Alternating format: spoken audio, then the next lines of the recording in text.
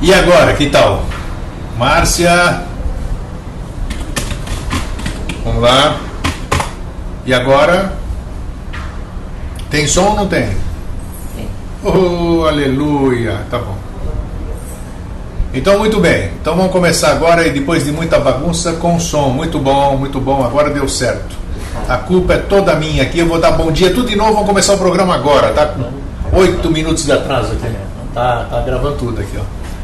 Então, bom dia, Lisa, Regina Eurico, Flávio Mota, Adélia da Mata, Viviane, Suzane Porto, Fernanda Lígia, olha que timaço, José Carlos, Márcia Carromber, Francisca, Luciano, André, Cláudia Estrela, Simone, Eliana Rotunda, Edu Mendes, Michael Schaeffer, Evandro Luiz de Pinhalzinho, Marcos Freitas e o nome aqui, Shmush, não sei o que, ok? Então, beleza? Bom dia, Grego, bom dia, Jorge, uma surpresa para vocês hoje, olha quem eu convoquei ali, fui buscar lá na entrada de Agartha, o cara não queria sair de lá, estava preso naquele portão ali, rapaz, entendeu? E estava lá o Zagartino, tudo lá conversando com ele lá, e ele não queria voltar, e eu falei, pô, mas o pessoal está te esperando lá, Jorge, vamos conversar sobre um assunto importante. Falou, tá bom, tá bom. Aí os caras dispensaram ele, deixaram ele um pouquinho para essa manhã e hoje à noite lá no Vida Inteligente, para falar sobre elementais entrelaçados, né, artificiais. Então tá aqui o nosso querido amigo e irmão Jorge Antônio Ouro. Vieram de disco voador, como diz a Suzana, né, Suzane? Vimana. Vimana, isso mesmo. Disco voador é coisa arcaica. Então, ó. Vimana, quando se anda, disse que dá uma sensação assim, como se fosse montanha russa, mas dá uma diferença de pressão, um negocinho bem interessante. Olha. Dizem, né, quem já andou diz que é assim. Ele tá andando aqui de Vimana e vem aqui, ó. Tá contando que dá friozinho na barriga, ó. Então você já sabe, né? Então quem não conhecia o Jorge Antônio Ouro assim no interativo tá aqui, né? Porque tem muita gente nova aqui. E o tema, e olha só, hoje de manhã eu liguei para ele, né? Porque eu pensei que ele estava lá em Agartha mesmo, devia estar mesmo. Porque sumiu. Então assim, né? Você não caça o homem, e aí de noite, como é que vai ser se ele não aparece lá no programa de noite? Então aí eu falei, o que você está fazendo, tal, eu estou aqui em Agartha, mas já vou subir. Eu falei, não, sobe aí porque hoje tem um tema legal, assim, vem bater papo com o pessoal. Ele falou, boa ideia, então eu vou aí. Qual é o tema? Eu falei, olha, o tema é meio, você se porta como, olha, os temas somem da minha cabeça assim, você se porta como é que é? Vaca de presépio, olha só, tá vendo? A temporalidade, eu vou te contar. Então ele falou, puxa, ele achou graça o tema, né? Mas o tema que a gente aborda, a gente tem falado um monte de coisas essa semana, é exatamente nesse aspecto, que a gente fala um monte de coisa aqui, falam bonitinho, vocês se admiram, já disse, todo mundo se admira, que coisas lindas, que coisas maravilhosas, lê isso aqui, aconselha, assume muitas coisas, começa a falar igual, tudo isso aqui. Agora, você realmente, o que é uma vaca de presépio? Eu fui buscar ontem o termo mais certo, que vaca de presépio, o que é? Se você olhar o presépio, você vê uma vaquinha lá parada, né? Não se mexe, não faz absolutamente nada, e está lá. A vaca de presépio está lá paradinha. Então essa é uma analogia. Então isso, o que é uma vaca de presépio? Vaca de presépio é pessoa que não faz absolutamente nada, e eu fui buscar uma definição que fosse mais adequada e eu vou repetir para vocês aqui. Então diz o seguinte, antigamente nas igrejas, em cima da caixa de esmolas dos pobres havia um presépio. Quando uma pessoa punha uma moedinha, a vaquinha do presépio agradecia. A vaquinha lá, né? Bonitinha a vaquinha, né? Abaixando a cabeça num gesto semelhante a um sim. Vaca de presépio, então, é gente que só fala sim. É aquela que só dá amém. Tem muita mulher que é vaca de presépio, que a esposa é vaca de presépio, muito marido que é vaca de presépio, muito filho que é vaca de presépio, muito funcionário que é vaca de presépio. Tudo, vaca de presépio existe em tudo quanto é lugar. Então, a pergunta é, você se porta como vaca de presépio? Ou seja, você é da política da boa vizinhança, você concorda com uma questão só para não haver bagunça, só para não haver entrevero? Como é que você se porta? Porque não adianta a gente ficar falando bonitinho e na prática a teoria ser outra, como a gente já falou aqui. Então, para a gente fazer uma reflexão hoje para ver qual é o nosso comportamento perante situações assim que a gente fique constrangido. Alguém vem lá, e tinha um quadro que eu me lembro antigamente, que era o quadro do Jô Soares, você lembra? que alguém vinha, falava com ele lá, tudo ele concordava. E aí vinha um outro ali aparecia no quadro do Jô Soares ali, que era antigamente e tal. Aí aparecia o cara, falava a mesma coisa, totalmente contrário, e ele também concordava. Então esse era muito engraçado exatamente por isso, porque ele concordava com os dois e ficava em cima do muro. Então é isso. Nossa semana está bem intensa, diz o Flávio gostou que o tema é ótimo, então vamos lá.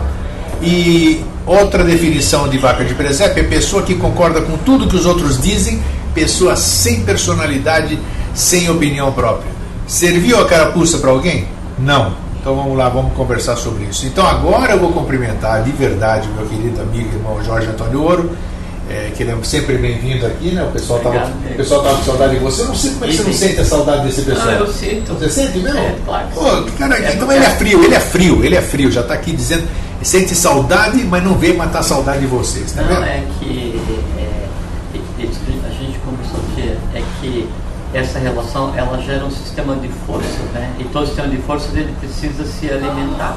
Sem dúvida. E aí essa interação que gera, ela se alimenta do ato em si, dessa interação, do você falar, do dar uma bronca, o pessoal interagir.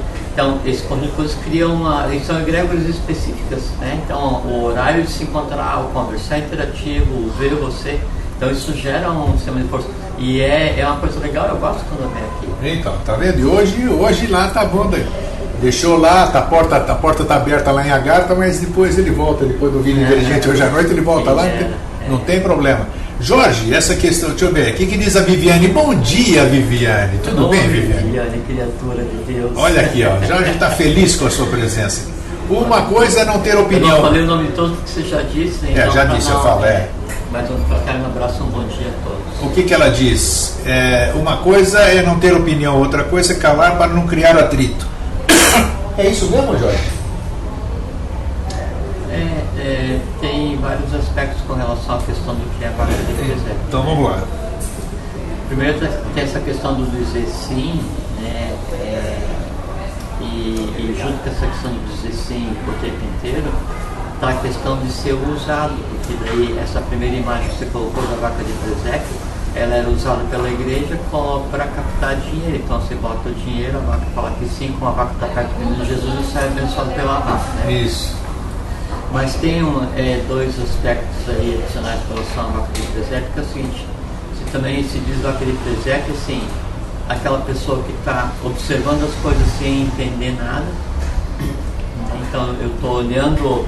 Mas concordando com tudo, sem entender nada, mas concordando com tudo. Olhando uma pintura, olhando um livro, uma coisa assim, né? Ou uma conversa, não entendo nada, mas estou firme ali. Aquilo não é minha realidade, mas estou ali. Quer dizer, isso é uma vaca de presépio. E outra coisa também, que se usa o termo vaca de presépio, que é um termo depreciativo, eu não gosto de usar. Né? Mas às vezes tem que usar algo que identifique com as pessoas, sim. Né?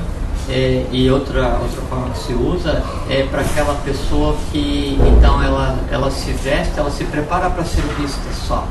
Então, uma vaca de presépio é aquela que fica parada, olhando para um cara que ela não conhece, que é o do presépio, não é? Num processo que ela não entende, que não sabe quando vai terminar, mas ela sabe que está sendo observada. Então, ela participa do processo. Assim, olha só, olha que interessante o ponto de vista. E aí, isso é o que move a parte da sociedade hoje, quando as pessoas participam de um processo do qual não entendem, são manipuladas, geralmente em função do dinheiro, mas se travestem, se vestem, né, para serem vistas. Então, o grande retorno que a vaca tem é o seguinte: não entendo porcaria nenhuma, não conheço esse cara que está deitado aí na manjedoura, né, estão me usando, só que é o seguinte, eu estou bem na foto, né, estou sendo visto. Tá, e qual é a qualidade disso? Não, nenhuma. Nenhuma, ótimo. Nenhuma. E até assim, o próprio presépio é uma coisa que não existe, né? Aquilo dali é de uma tradição védica, que é a questão do astre, do divino carpinteiro, né? E de Maia, Miriam, que é a mãe, parindo Agni, que é o fogo, né? E aí então tem a cruz do Pramanta, quando se move ela gera o fogo, que é o divino rebento. E esse rebento, quando ele é ungido com manteiga clarificada, então ele se transforma no Acta, no Crestus, no nascido, né? Quer dizer, tudo simbólico e que deram uma outra conotação. Sim, não tem para nada a ver, né? E criaram aquela figura do presépio da Igreja Católica, e a vaca, que é referenciada na tradição védica, é o vak, V-A-C-H, que é o verbo solar, é o verbo divino. Não tem nada a ver com a vaca bicha, tadinha. E a ovelha que está no presépio tem a ver com o Agnus, que tolhe o pecado do mundo, né?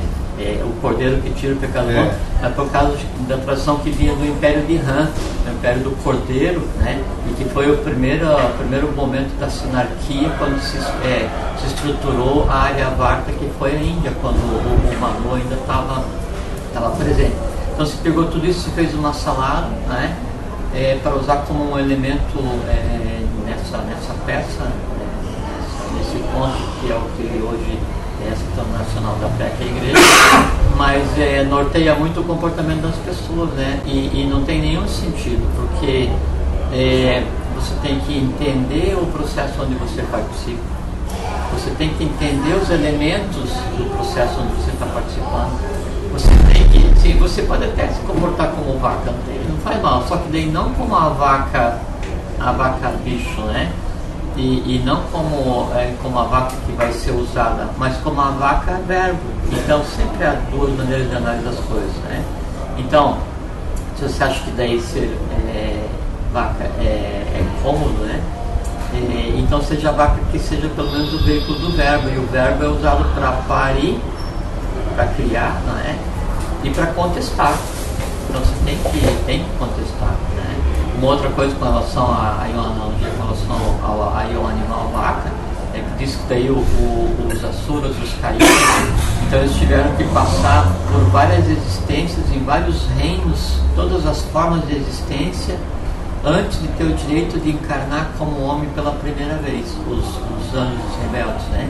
E a última encarnação, a que antecede a primeira encarnação como homem, é a encarnação como vaca, por isso que a vaca é animal sagrado na Índia. Isso que eu ia te perguntar agora, por essa questão que eles consideram ainda. Então ele vai encarar assim com vários tipos, várias tônicas no reino mineral, várias tônicas no reino vegetal, várias tônicas no reino animal, até chegar a poder nascer como vaca. Nasceu como vaca, a essência seguinte sai da alma bruta, a essência seguinte daí vai nascer como um ser humano primitivo em algum lugar. Deixa eu ver aqui. Eu quero saber o seguinte. A gente vê em todas as instituições, todas estão falando, acabamos de falar de igreja, tem as sociedades esotéricas, exotéricas, iniciáticas, um monte de lugar. Nesses lugares, quem é observador, quem é chato, quem tem chato que eu digo de observar, tem aquela mania de, sei lá, ele percebe, olha, eu não posso determinar um percentual porque seria estupidez eu tentar ir, mas muitos, a maioria das pessoas que estão lá são vacas de presépio nesse sentido. Sim. Então lá porque diz que ali é um lugar legal, porque diz que ali o conhecimento está lá. Qual é a validade? Qual é o que você disse, né? Tá lá, as pessoas estão lá e não entendem absolutamente nada do que está sendo dito, mas estão lá. Então o que é válido isso ou não é válido? Como é que é isso? Acho que a diferença que pode se colocar aí é na questão da inércia, né? Porque assim, você pode estar em um lugar e ainda não compreender, porque são três caminhos, né, de evolução.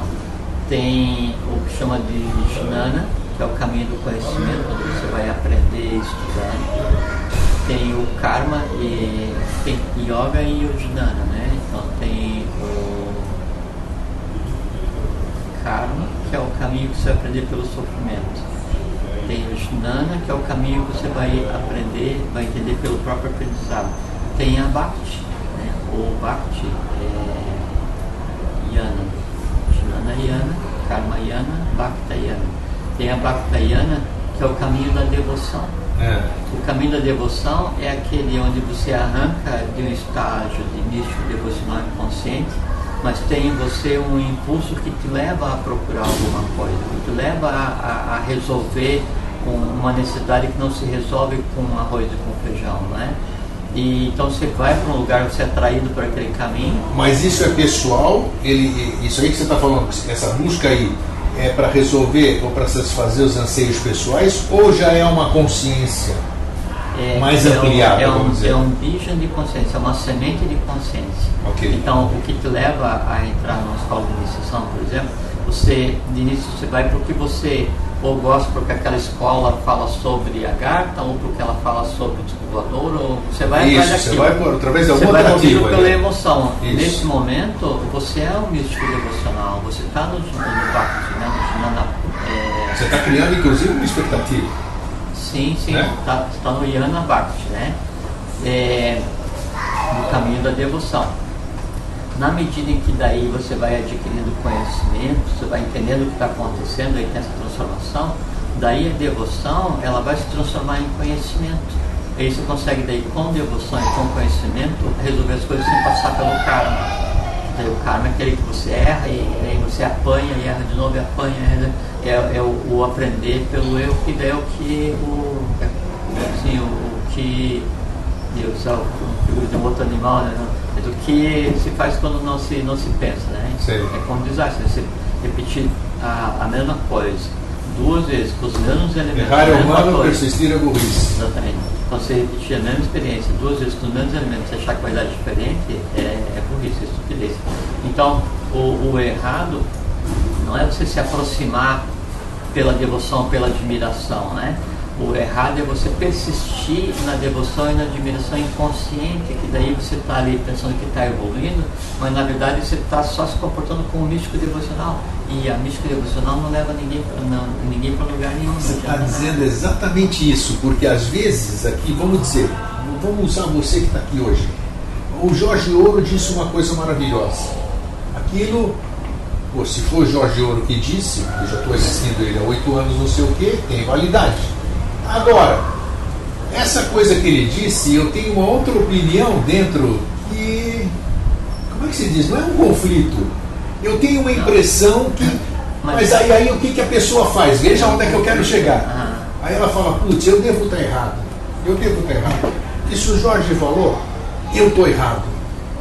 Como é essa questão? Não, mas isso tem validade, porque assim, a primeira questão, a palavra conflito que você usou, ela procede...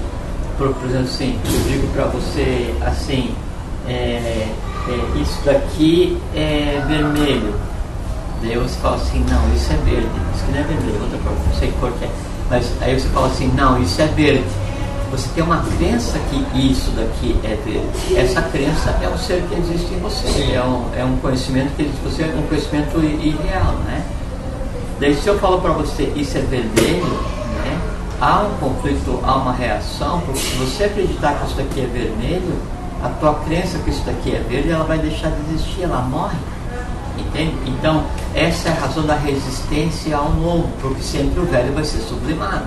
Sublimado vitalmente significa que deixou de existir, foi transformado. Agora, se você diz assim para mim, não, Jorge, isso daqui é dessa maneira, a gente está conversando sobre grego, né? Eu vi aqui e pronunciei de uma maneira errada. Você fala assim, não, a pronúncia correta é Caió, né? Eu vou te ouvir porque eu sei o quê? Eu sei que você sabe. Entende? Agora, antes de eu admitir que o que você sabe não é porque você é superior a mim, é porque você nasceu, você estudou o idioma, e eu vou também estudar o idioma e vou saber a mesma pronúncia que você, mas no momento eu tomo como verdadeiro o que você me disse, porque eu tenho condição de discernir que procede o que você me disse. Sim, mas você ainda não tem certeza. Não. E aí, como é que fica isso? Você vai virar uma vaca de presépio ou vai fazer? Não, mas é que tá. Só porque eu sou grego e mas fazer a a palavra certeza jamais vai existir de nada. Eu ouço você falar a pronúncia que é Caió, e eu digo, ok, por enquanto tudo bem. Eu vou atrás. Aí sim. Eu vou aprender e eu vou ver, realmente ele tinha razão. Na medida em que eu vejo que você está certo, no dia que me diz uma outra coisa, não, procede, ou há a possibilidade de ser real, porque você me disse antes uma coisa que era verdadeira. É assim que funciona uma fonte. Então, como é que você elege um mestre de conhecimento para você seguir o conteúdo? De início, tem aquele conteúdo. E você de cara acontece porque aquele conteúdo, ele vai...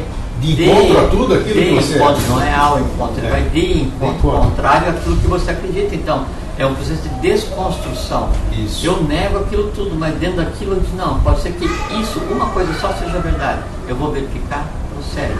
Então já que procede, eu vou ver outra coisa. Eu começo a andar naquele conhecimento e vejo, realmente, muito procede.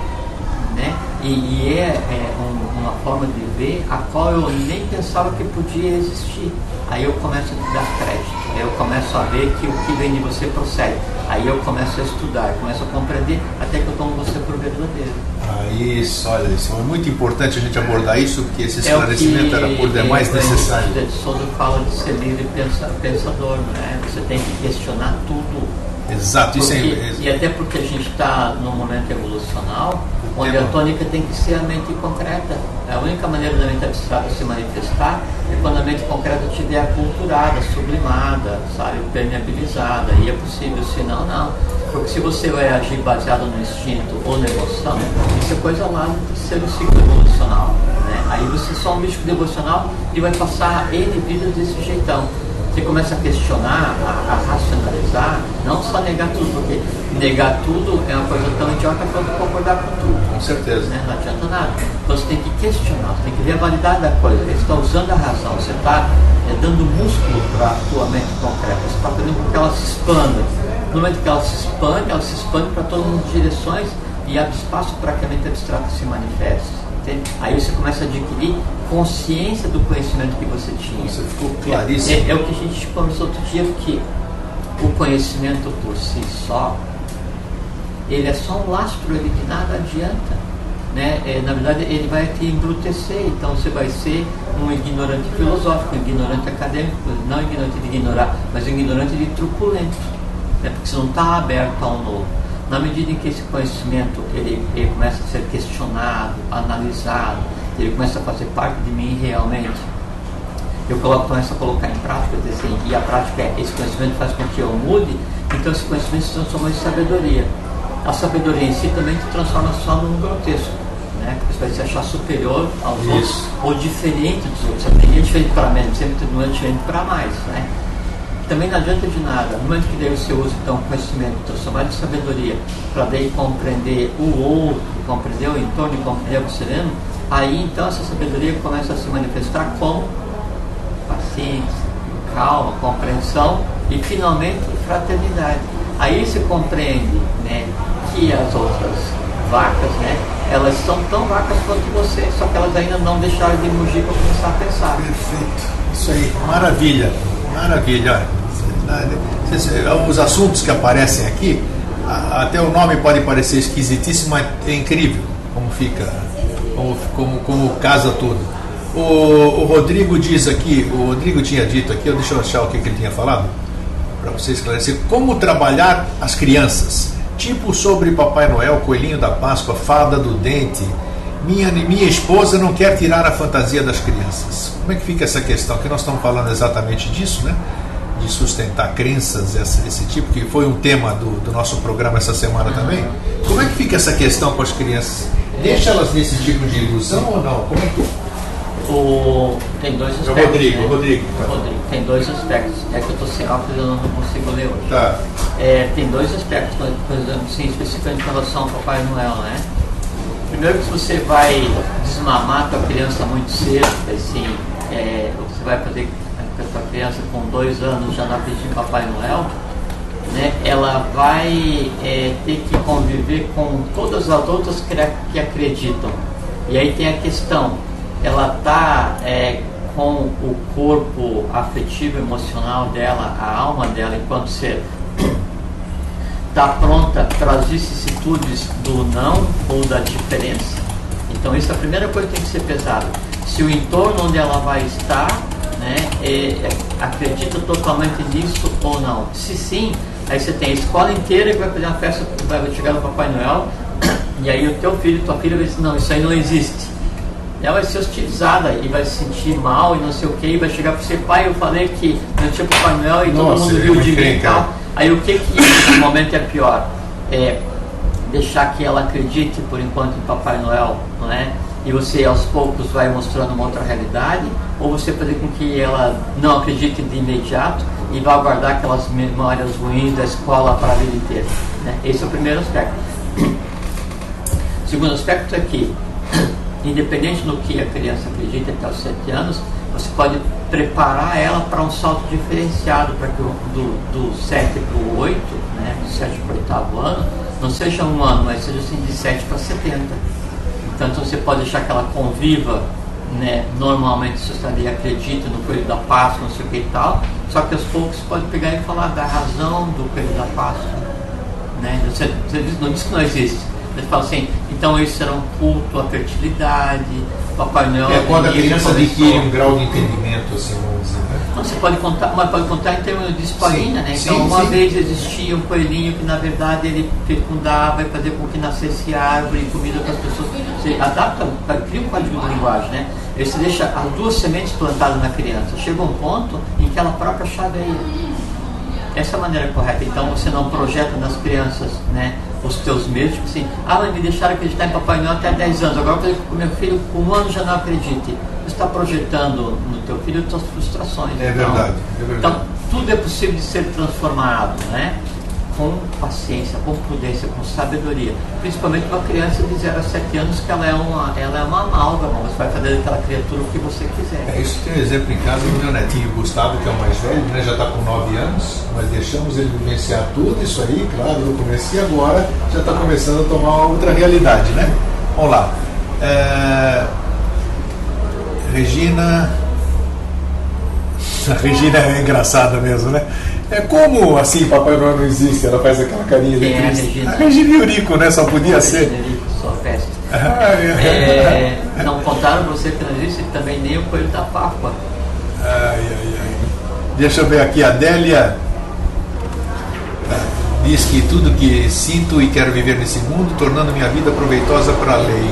A Viviane diz, ok, questionar interiormente indo de busca de uma resposta por si, porque se for questionar em uma escola iniciática, poderá acabar se chocando com os que ali estão mais tempo. Óbvio, e óbvio, é isso aí mesmo. E até, Viviane, é o seguinte, nesse aspecto aí tem que pegar e acalmar o teu íntimo, acalmar a tua alma, porque quem está numa escola iniciática, no mínimo está errando há mais tempo que você, então isso é digno de respeito. Ninguém está naquele lugar à toa, né? Não, ele pode ter uma visão errada, mas ele está tentando acertar há mais tempo. Então, o peregrino tem que se comportar como peregrino. Compreensão. Paciência com todo mundo, isso é que tem que ter. E uma coisa assim, essa questão do nosso comportamento, de nós aceitar as coisas, nos comportar como vaca de presépio, não é só na questão iniciática, não. É questionar o nosso dia a dia, é não deixar que nós sejamos só assim, rotulados como consumidor, eleitor. É o flashback que você fala toda noite, a pessoa tem que fazer, né? Toda noite tem que se cobrar, fazer uma. Como é que foi? Para ver o que eu fiz durante o dia. Fica mais fácil, né? Do que você deixar. É você analisar uma vida inteira a cada dia. Isso. Né? Você é ser teu próprio juiz. Fica mais fácil, inclusive, você. O que eu fiz durante o dia, o que eu fiz de errado durante o dia, e essa é a hora do carrasco. Né? Por que eu fiz e como deveria ter sido feito. Entende? Aí você não leva lastro nenhum para o dia seguinte. E a sua noite vai ser tranquila, porque ela é reflexo do seu dia, como você já disse. Perfeitamente. E o teu sonho, porque sonho então decorrência, ninguém sonha o sonho de ninguém. O sonho é só um mundo que está acontecendo agora, na forma como a gente está conversando, e o sonho gera decorrência, aspectos de karma, como qualquer outra atividade, e o que se faz no sonho se resolve, obrigatoriamente, porque não fica pendência também. Se você leva muito lastro do teu dia, você vai cada vez mais empacotando coisa no teu sonho, e o teu sonho real você nunca vê. Olha só. Né? Então, ou você preparar a hora de dormir, é como você tomar um banho para ir dormir. Sabe? Você se despir daquelas coisas que foram não conformes durante o dia, para você ter uma noite de sono digna. Né? Porque senão você fica com dificuldades para resolver um sonho onde você leva uma bronca da tua professora enquanto você era criança. Você não pode... É porque a gente diz assim, como a gente vai para o sonho muito lastreado no dia a dia, você tende a querer resolver as coisas no sonho baseado nas limitações do mundo físico, da mente concreta. Então daí no sonho você fica com os medos ilimitantes do teu corpo físico, mas no sonho você pode levitar, mudar, alterar, voar, fazer, descer e agir como uma formiga ou um dragão, você faz o que quiser. você tem condição de mudar integralmente o teu próprio mundo, né? Quando não está em estado de vigília. Mas o que a gente faz? Leva as coisas do dia a dia para resolver à noite, não resolve tudo, passa o maior caldo, deixa resíduo lá, vem, leva mais, leva mais, acaba sendo um lixão aquele negócio lá. Sim, e não é para ser assim. E então, como se posicionar? Vou ler uma notícia que me diz que a mulher do presidente de tal país foi passear hoje e levou o cachorrinho para comer picolé.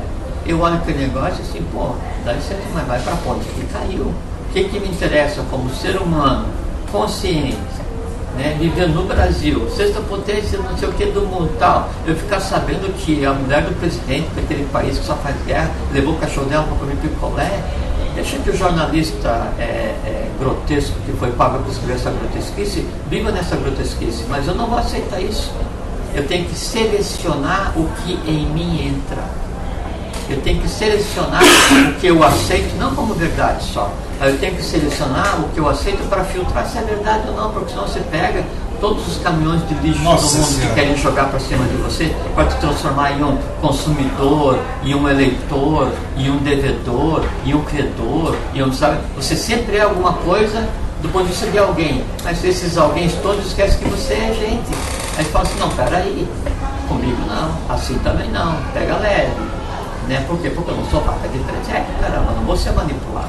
Isso, né? isso. Deixa eu passar aqui, ó. Olha, Edu, ele diz assim, o Edu Mendes: Jorge, é normal que diante de um conhecimento totalmente novo para nós, ficarmos confusos até que a mente assimile esse conhecimento e esse faça parte do nosso ser? Perfeitamente. A confusão é esse processo de desconstrução, e que daí vai passar por um processo de análise por humanos, que é mente concreta, que vai ter que pesar, medir e contar, como o festim de Baltazar, Manifesto faz.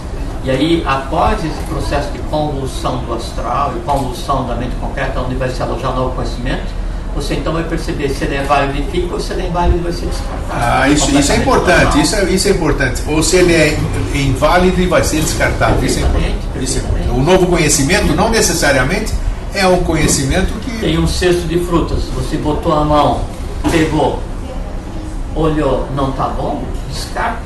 Maravilha. Pegou, tá bom, é útil, abre e se alimente daquele negócio, faça aquela fruta fazer parte de você. Isso aí. E uma coisa assim, desculpa, muito interessante. Quer água? Não, obrigado. Com relação à fruta, é que quando eu fui ver a fruta eu vi uma laranja, e laranja eu gosto, só que eu vou comer só de noite e daí o organismo reagiu a laranja. Começa a dar água na boca. É porque quando a gente vê, né? Claro. E o organismo não sabe se eu estou vendo porque está na minha frente ou se eu estou vendo porque eu imaginei. Né? E aí ele se preparou para se alimentar de laranja. Água na boca, essas coisas. Sim, você preparou para se alimentar de laranja, só que ainda falta algumas 12 horas ainda. Quando eu vou... Você me correu de comentar, né? Aí eu tinha que perguntar na feira, quando eu vou comprar, da forma como um conhecimento você me diz alguma coisa, eu pergunto, tá, mas de onde? O quê? Como? Alguém disse, olha, pega essa laranja que é legal. Eu vou perguntar assim, essa laranja é da onde? Foi plantada onde? Aí eu vou perguntar assim, mas por que te interessa onde foi plantada? Porque é o seguinte, aonde essa laranja foi plantada, ela retirou a essência daquela terra, ela respirou o oxigênio daquele lugar e ela tem em si o astral de quem a plantou. Então, quando eu for comer laranja daquele local onde tem guerra, eu vou comer a dor da guerra. A mesma coisa vale para um conhecimento, para uma frase, para alguma coisa que alguém te diga. Alguém vai te falar alguma coisa, junto vai vir tudo o que tem na pessoa que te falou. Então, você tem que filtrar o que você vai assimilar. A parábola das 3 peneiras do Sócrates. Aí, perfeitamente. Simone diz o seguinte: Jorge, a melhor forma de lidar com as pessoas próximas que amamos, mas que ainda estão com a mente negativa, é agir com paciência. Tá certo ou não isso aí? Paciência transformadora, né? Você tem que ter paciência com quem está errado do teu lado e fazer o certo para que ele veja. Paciência com quem está errado do teu lado e fazer o certo para que ele veja. Terceira vez. Paciência com quem está errado do teu lado e fazer o certo para que ele veja. Continua errado, você fala, está errado. Entende? Porque é teu dever falar. Sim. A crítica, ela é um ato de fraternidade, né? E deve ser exercida. Não tenha dúvida, isso é importante mesmo. O Ednilson pergunta aqui, Jorge, isso é importante também. Quando você vê um erro numa escola, fala, e eles não aceitam nem que você comente a respeito, eu devo sair dessa escola ou eu tento mudar? Depende, você tem certeza que o erro existe ou é a tua forma de ver? Opa, tá aí, ó. O erro existe ou é a tua forma de ver? É porque... Se o erro existe, vamos lá, ele tenta, persiste, fica lá, tenta mudar isso aqui, ou sai da escola? De duas maneiras. O erro existe. Você pega, chuta o pau da barraca e sai, e aquilo lá continua errado. Tudo bem. O erro existe e você percebe e diz, não, existe, eu percebo e eu vou transformar. Eu fico para fazer o meu trabalho. Entende? Quando estiver encaminhado, eu saio e vou evoluir.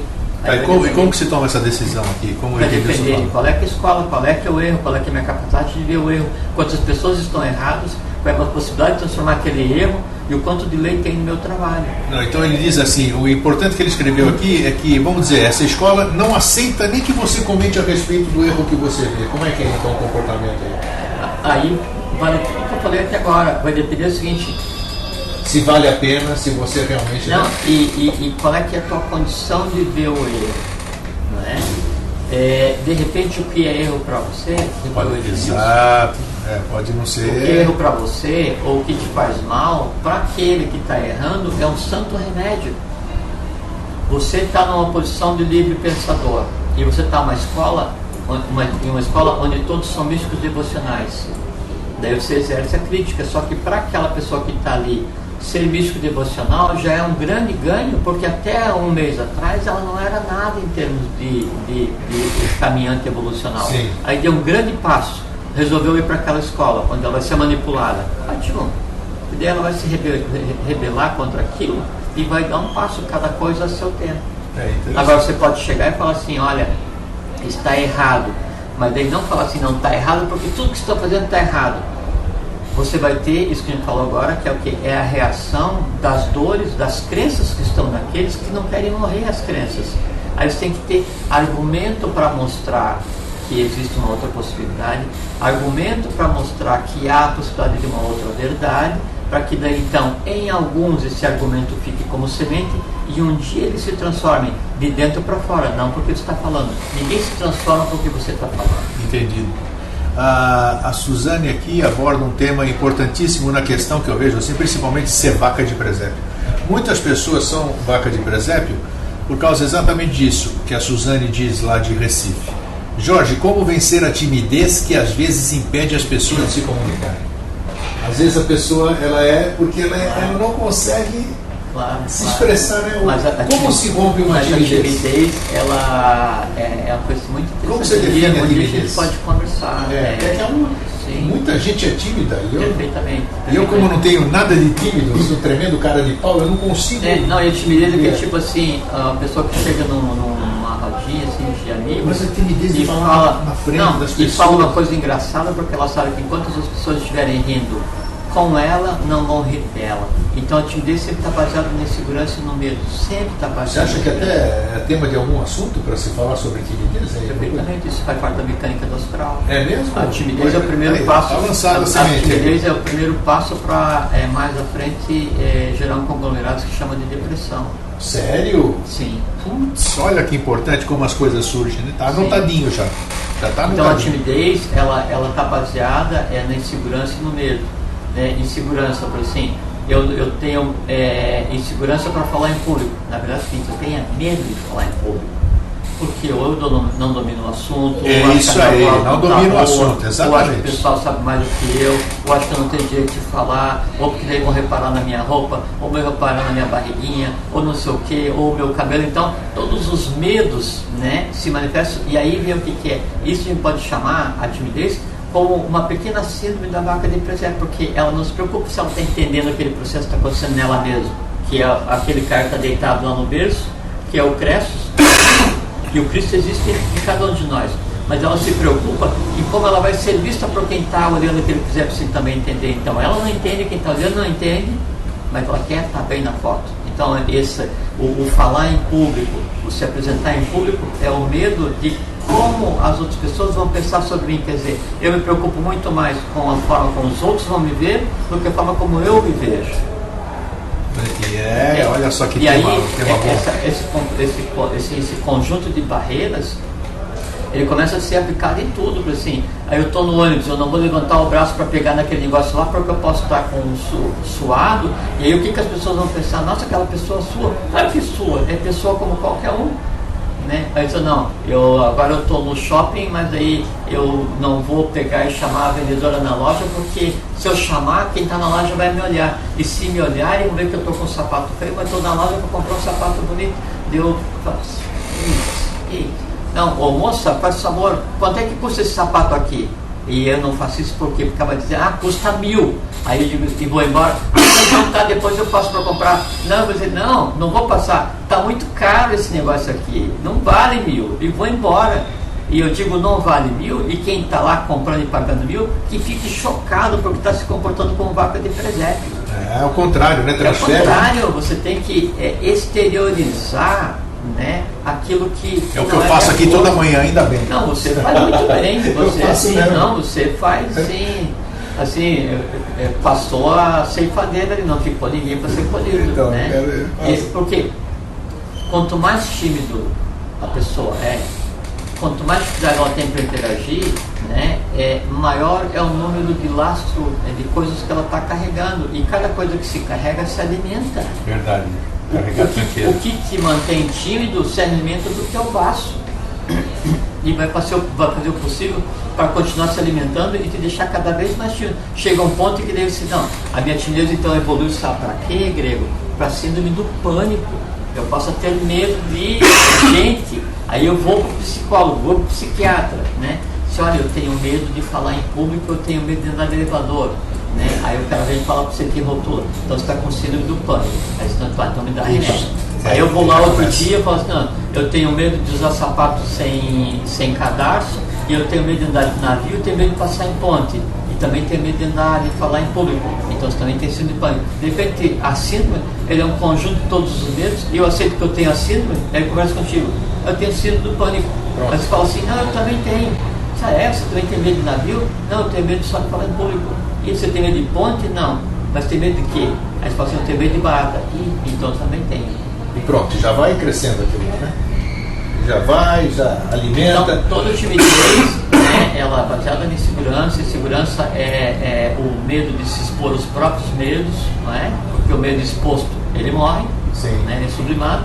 Isso aí vai gerando uma cristalização, uma desvitalização, né? Porque desvitalizar o todo para vitalizar esse que aqui se alimenta, e você migra depois para vários medos, para tomar um remedinho, para não ficar tão mal, uma síndromezinha básica, uma depressãozinha básica, a vida não vale nada e acabou.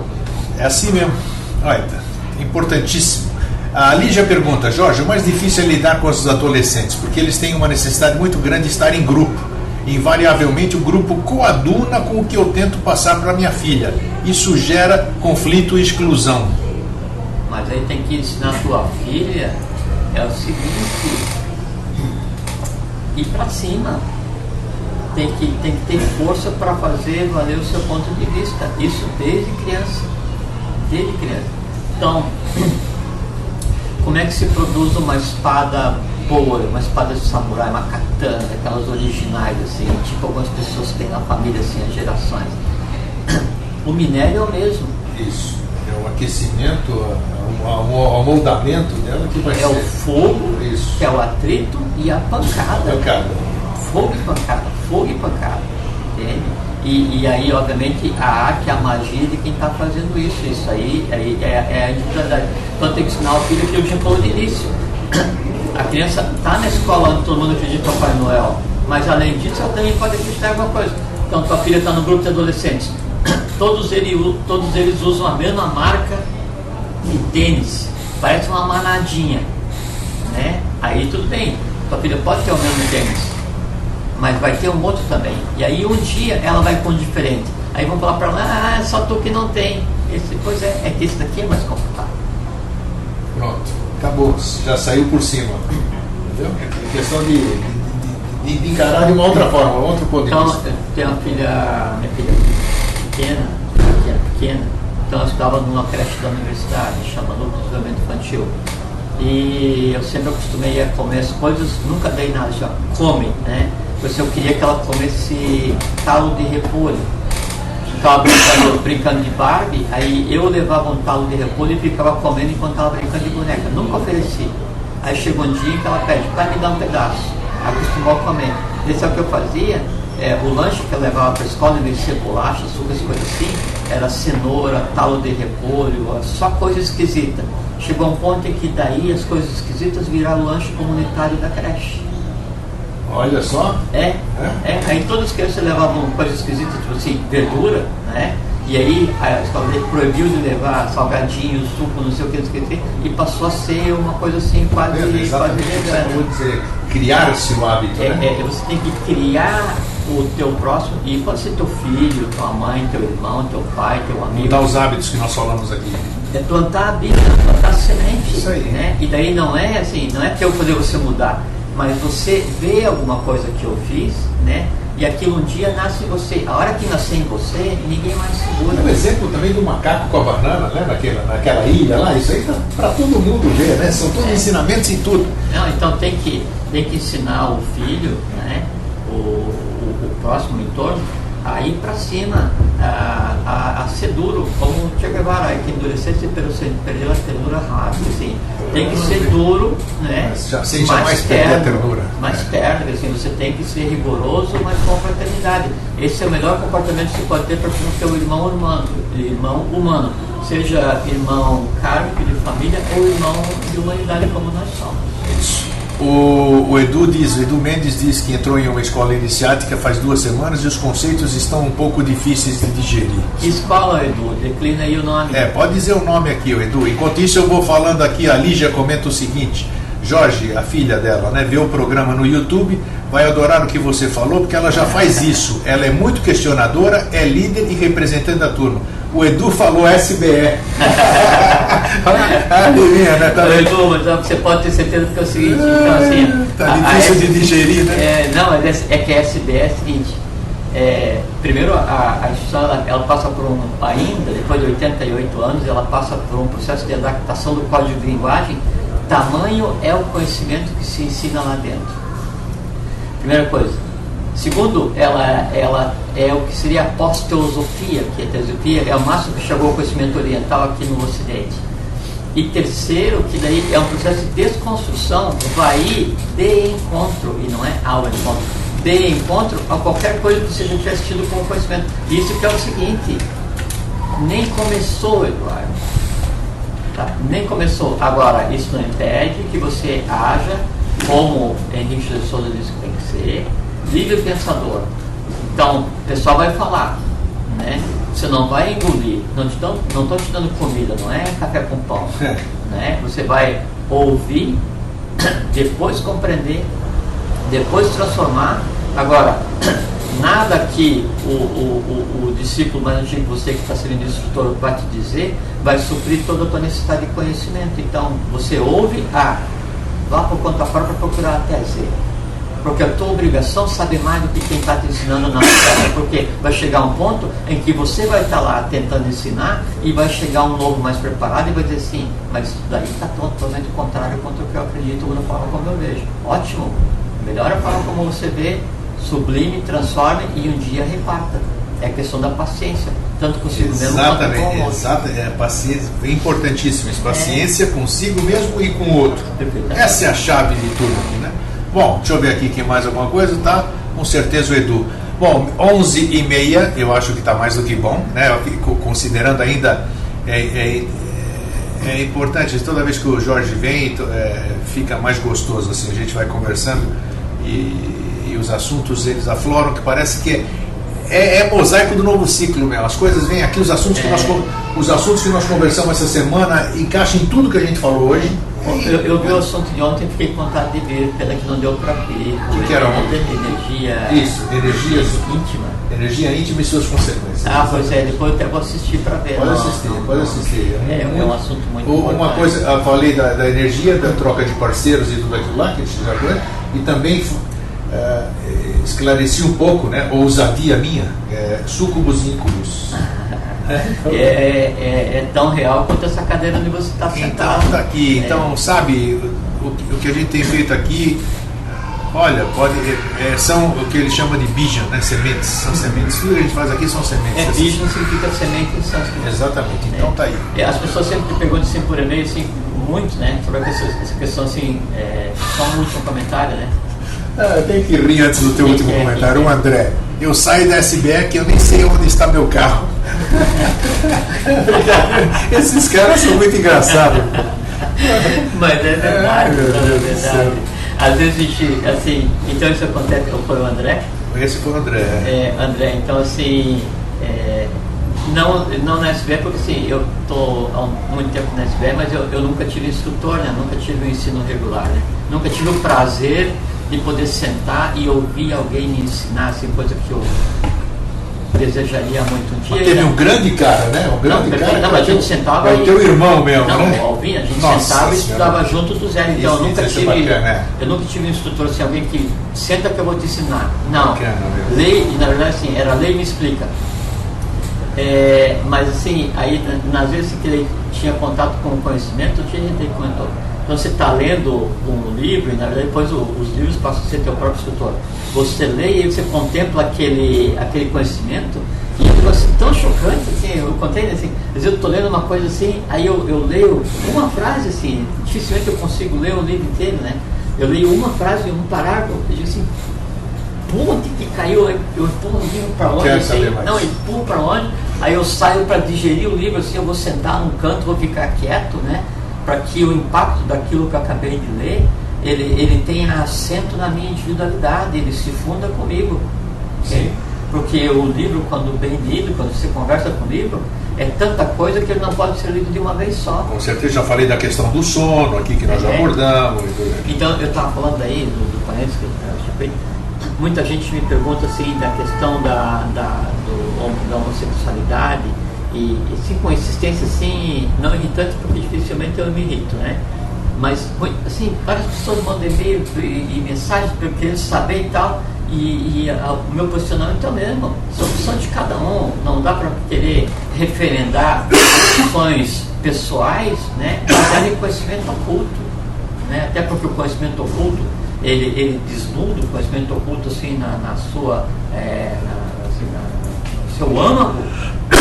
Ele é tão chocante que ele desmonta tudo, né? Então por isso tem que ser dado aos poucos, por isso que a iniciação ela é passo a passo, porque senão ninguém aguentava. Mais duas coisas engraçadas aqui, né? Eu vou compartilhar com você aqui. A gente está encerrando, mas aparece a começou um pouquinho mais tarde, um pouquinho mais. A Cláudia Estrela, André, também comecei há pouco na Eubiose e Sumaré. Também saio sem rumo e algumas vezes me pergunto o que eu estou fazendo lá.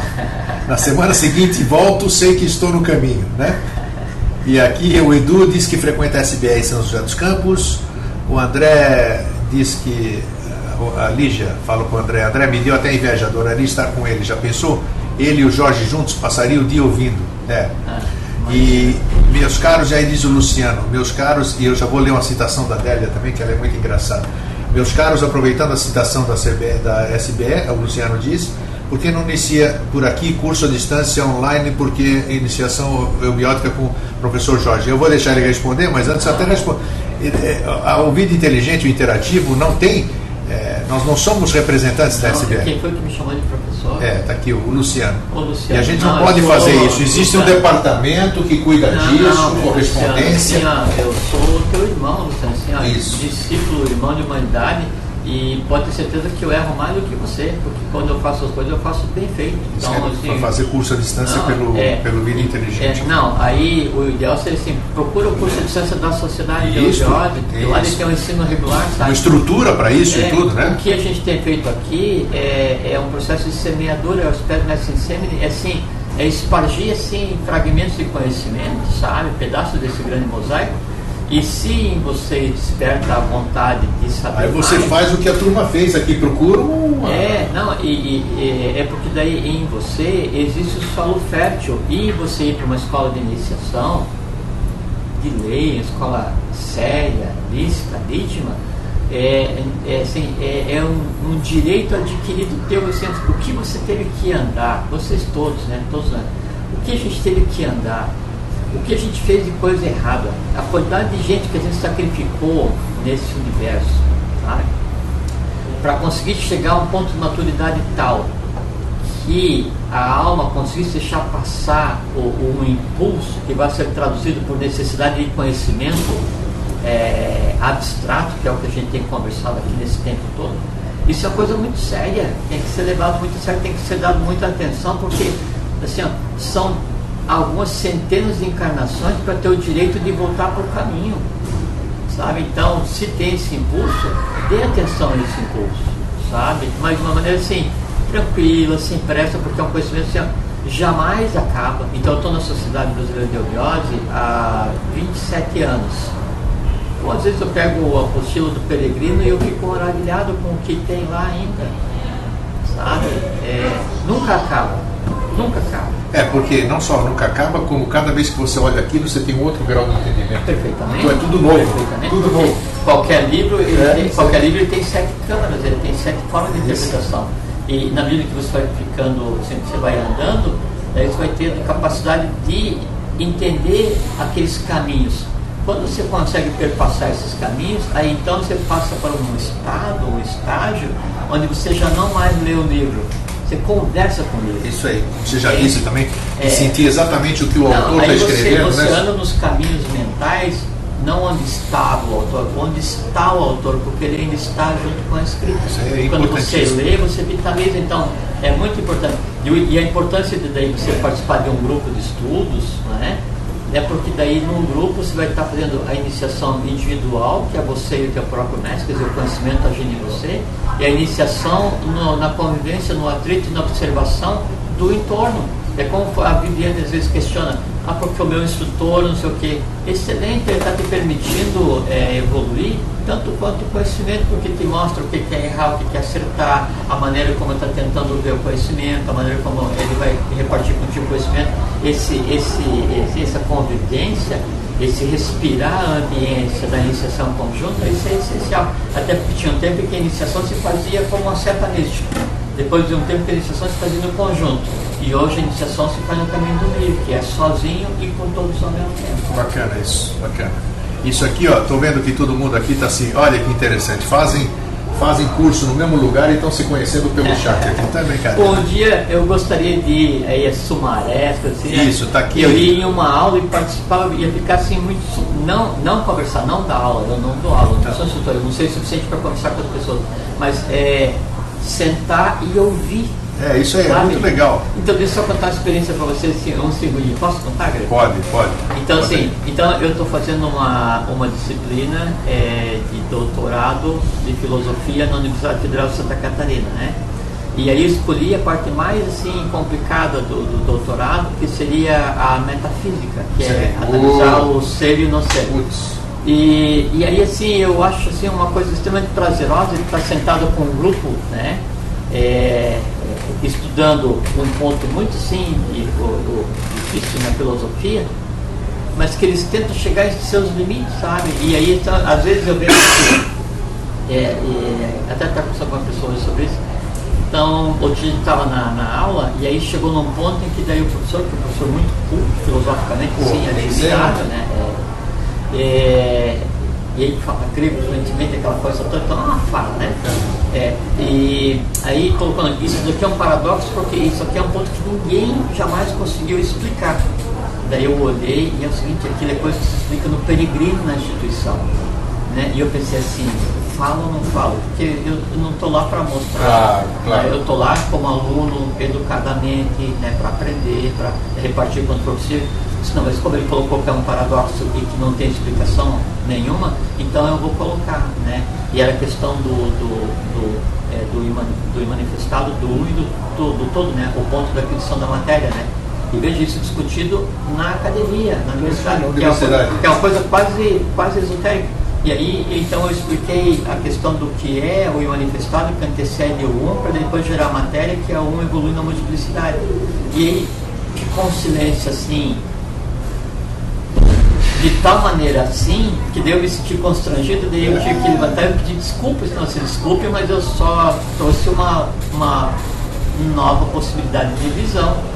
E ainda demorou um tempo para se retomar o fôlego, para voltar naquilo. Sim. Isso que é o sensacional. Então, se você está numa escola de iniciação e aquilo que você pensa que é difícil, na academia, depois de 300 anos de estudo filosófico, você vai colocar aquilo como uma coisa, ou então você está, assim, para as pessoas que são da maçonaria, então vocês sabem assim, o que se ensina de início em algumas escolas de iniciação, como essa que vocês estão dizendo o nome aí, que eu não preciso dizer, mas você vai ver rudimentos disso lá no 30, 31, 33 da maçonaria. É interessante. Né? E isso eu sempre que eu frequentemente vou conversar nas lojas e trocar ideias, essas coisas, você entende? Essa que é a coisa legal, assim, você poder estar sentado com um grupo aprendendo é um privilégio, é uma coisa assim, super prazerosa. Então eu espero realmente um dia assim, eu poder ir. Sentar, é legal, é legal. Aqui na Departamento da Cidade, então eu tenho ido nas segundas para conversar com o pessoal do Peregrino, e aí eu assisto a aula pela TV junto. Lógico que é tudo coisa que já foi visto, mas o poder estar ouvindo, né? Você ter alguém que queira compartilhar contigo um conhecimento filosófico, isso é um privilégio, isso é um presente evolucional. Que bacana, com toda certeza. Como é o que a gente faz aqui, ó, nessa troca não aqui do programa, isso aqui como é que chamava lá na Grécia, quando reunia lá o pessoal para... eu sei, eu não me veio o termo assim. Bom, eles se reuniam na Ágora, né, que era o lugar das pessoas, e ficavam trocando ideia em tertúlias. Agora então, que era... Agora que é o local do povo de se reunir. Isso significa o mercado, agora. Era o lugar onde se então, a gente se reúne e troca ideia, filosofa assim, e a gente aprende muito ouvindo, vendo. Cada uma coisa que você fala assim, uma coisa engraçada. Assembleia Gartina, estão falando aqui. Isso aí é mais tarde. Isso é mais tarde. Mais tarde, quer dizer, daqui uns 15 minutos. É isso aí. Bom, queria aqui eu deixar registrado, porque tem instrutores, tem alunos dele aqui. Eu queria deixar um abraço aqui para o nosso querido irmão Newton Schutz, que ele tem inclusive feito referência no seu programa na Rádio Mundial, né? Ele é muito sabido, você sabe muito de astrologia. Exatamente, isso é bacana, cada um fazendo a sua parte no seu lugar, no seu instrumento, isso é muito legal. É um barco, cada um de nós no seu remo. Exatamente, isso é muito bacana. Aí a pessoa fala assim, mas eu não estou no remo, ainda estou na cozinha, tudo bem que está na cozinha, mas se você não fizer comida, o remador morre. É isso mesmo. Aí o cara que está dando o compasso, mas eu não estou nem na cozinha nem no remo. Se você não der o compasso, os remos se batem e quebram. Então, isso aí tem o cara lá na cesta que não faz nada, fica de boa lá só vendo a terra. Né? E depois eu não cozinho, não dou o compasso, não remo, fico só vendo se aparece o horizonte. Mas se você não nos falar onde é que tem o horizonte, né? A gente não está remando e você não vai conseguir avisar de maneira. Bem isso mesmo. Cada um tem seu lugar. Cada um até seu lugar. A madeira do barco tem sua razão de existir. Com certeza. E ela já pré-existia antes dos remadores e antes do próprio destino do barco. Isso que a gente tem que entender. Então aqui fiquem quem tem aula com ele, sejam nossos portadores de um fraterno abraço, entendeu? Um abraço ao Newton. E oportunamente a gente vai se encontrar, bater grandes papos aí. E sabe qual é a palavra assim, do professor do Henrique Jesus? Ele falou assim, não somos os primeiros e não seremos os últimos. É isso aí. A gente está passando por essa vida, vamos passar por outras vidas, em várias formas físicas, até que chega um ponto que chega, seja logístico, e acaba essa coisa toda, a gente vai ficar com uma moda determinante, depois começa a evolução evolucional, a gente vem, em vez de cuidar de uma família, de conversar num grupo, vai conversar, cuidar de uma nação inteira, ou de um planeta inteiro, e a coisa segue. É isso, olha, hoje à noite, então, logo mais, vamos para a parte final dos elementais artificiais, vamos falar sobre elementais entrelaçados. Esperamos deixar claro o que se refere a esses elementais, coisas importantíssimas para quem quer continuar na senda da iniciação. E também comunicando, peraí Jorge, que sábado, Jorge e eu estaremos indo. O Jorge vai dar uma palestra lá em Jaraguá do Sul, eu vou acompanhá-lo. Eu não vou falar nada, eu vou ficar ouvindo. Eu não faço palestra, você vai falar lá e eu vou fazer mímica, se for o caso. Entendeu? E nós vamos estar lá no Centro Súria, lá em Jaraguá do Sul. O Jorge recebeu o convite, eu também recebi para acompanhar. Nós vamos estar lá. Nós vamos porque é uma confraternização das 14 às 16. E o pessoal vai arrecadar alimento para dar para a entidade assistencial. Isso é muito legal, muito nobre, e nós estamos em eventos dessa forma, estaremos sempre presentes. Então, deixamos aqui um fraterno abraço, até logo mais. E só lembre assim, se alguém falar para vocês que são vaca de presépio, e na hora fala assim, vaca de presépio sim, mas eu não daquela que moge, é daquela que profere o verbo. Eu faço acontecer. Sou o verbo solar. É isso aí. Então, um fraterno abraço e um feliz Um sempre abraço a para todos, vocês. fiquem em paz, eu tenho sempre boa vida para vocês. Obrigado, tchau.